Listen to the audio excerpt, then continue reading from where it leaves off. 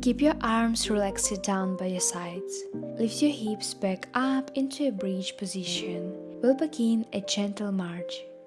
Bend your right knee to 90 degrees and lift it so it's stacked above your hip. Then slowly lower it back down. Let's go for 8 more, alternating sides and moving with control. Inhale as you lift the leg. Exhale as you lower. Keep your hips steady at the top the whole time. Core and glutes stay active. That's it.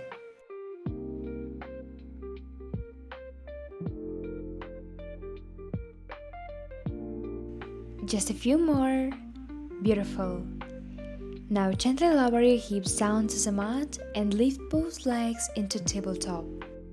Let's go into toe taps. Lower one foot down just until your toes touch the mat, then lift it back up. Let's do 10 reps alternating legs. Keep your lower back gently pressing into the floor and your core doing the work. Stay connected to your breath. Inhale to lower, exhale to lift. You're doing great. Just a little more.